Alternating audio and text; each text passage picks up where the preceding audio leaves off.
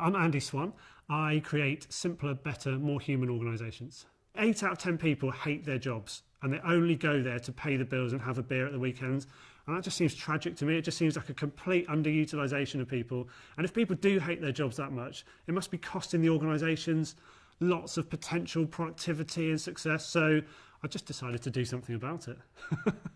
I don't tend to go into an organisation, do a piece of work, and then walk away and say, you've got that, I've done my X amount of consultancy, you've got this framework, I'm leaving. Actually, it's about giving them something that they own. So you seed the ideas, you start the conversations, and you work with them to start putting these things in place.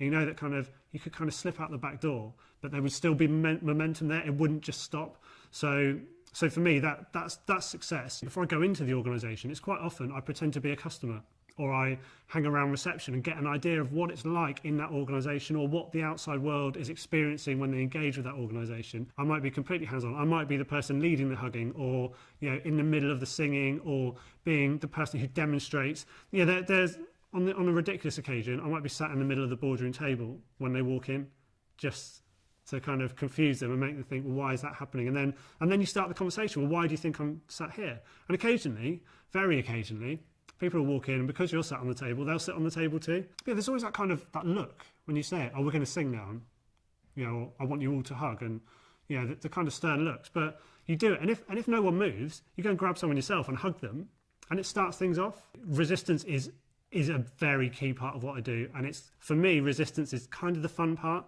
because if you get resistance from people, it proves that they're listening to what you're saying. Any kind of reaction is a good thing. It's the people who are lethargic who are the worst, because they're neither one nor the other. When you get an angry reaction or active resistance, actually you've got something to work with. An ideal workplace is a very subjective thing, because it's ideal for that particular organisation. So there are 3 things. It's very simple. How to create an amazing organisation or workplace. The right people in the right place doing the right things. And I think there are more human ways to do it.